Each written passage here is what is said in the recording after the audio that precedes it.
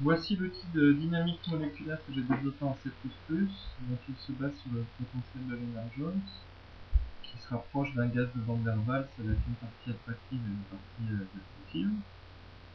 Alors ici on voit les particules vivre les unes contre les autres, et la température est basse, ce qui fait que l'ensemble se rapproche d'un état solide. Donc on voit la température de 0,1, l'état solide, on voit bien que les particules ne bougent pas trop et sont en Isabelle. Alors si on le chauffait par exemple, eh bien on pourrait observer en fait des transitions vers les états liquides puis gazeux. On voit que les particules commencent à bouger. Donc je vous mets à une température basse. Donc, initialement en fait c'est à 0,4 degrés. Donc j'ai une option qui permet de marquer une partie des molécules, et dans l'état solide, on voit que la tache rouge est stable, et on verra par la suite qu'elle peut se diffuser lorsque les particules changent d'état. Dans l'état liquide ou l'état gazeux, la tache rouge a tendance à se diffuser. Alors maintenant j'ai un autre modèle qui est le modèle sphère dure. Donc la différence c'est qu'on n'a plus de partie attractive dans le potentiel utilisé, donc on n'a qu'un potentiel répulsif qui se rapproche des boules de billard transposées dans un rectangle avec une pièce spatiale. Donc ici on voit que les particules ont tendance à se repousser les unes par rapport aux autres et qu'elles tendent en même temps à occuper tout l'espace. On voit ici qu'elles vont remplir l'espace là, là et... Donc on a une température basse et si on augmente, on voit que ces particules vont avoir tendance à accélérer et donc à occuper tout l'espace de manière rapide. Alors oui, il y a des conditions d'ordre, on va en parler. Donc, lorsqu'une particule traverse en fait, le haut du carré, elle réapparaît en bas. Lorsqu'elle traverse à droite, elle réapparaît à gauche.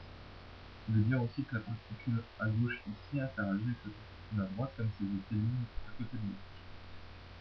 Donc en augmentant la température du gaz de ce modèle sphère dure, on remarque que la tache rouge se déforme et certaines particules ont tendance à s'échapper, à se diffuser.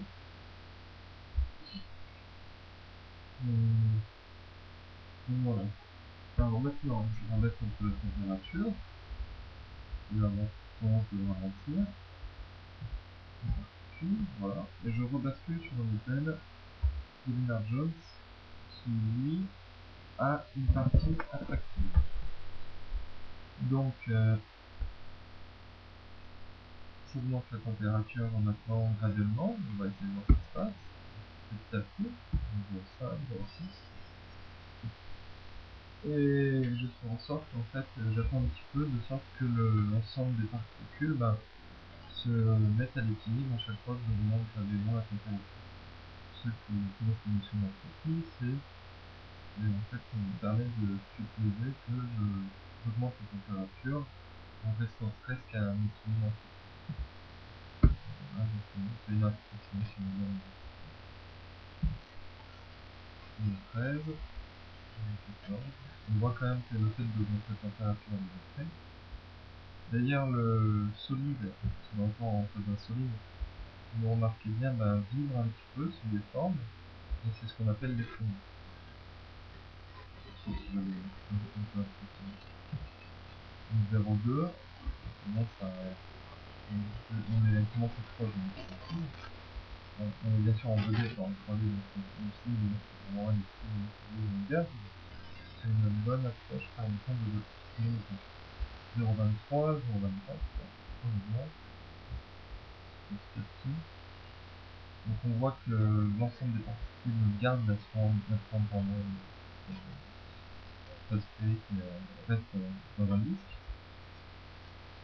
La tache rouge au milieu ne bouge pas trop non plus. Il y a des petites particules qui commencent un peu à bouger, comme les molécules, mais plus.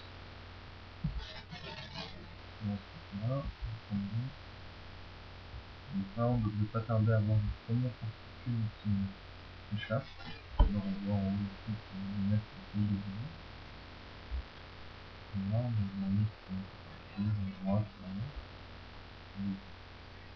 Prémisse de la formation. Donc 4, là, on devrait voir les premières particules qui vont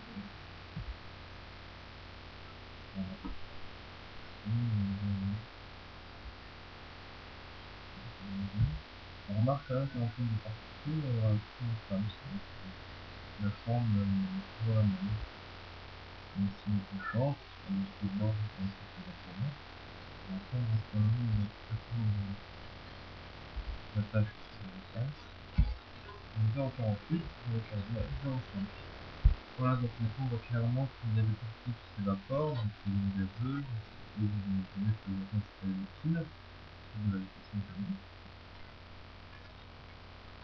Et donc initialement la température était à 0,04, on peut se demander, bah, là on a fait une augmentation graduelle de la température, mais qu'est-ce qui se passerait en fait si dès le début on a pris une température de 0,5, c'est-à-dire une pression supérieure à la pression.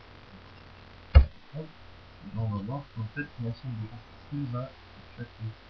Donc j'ai pas tout à fait ça, mais ça me laisse comprendre que du moins ça explique plus ou moins pourquoi on change un petit peu de température.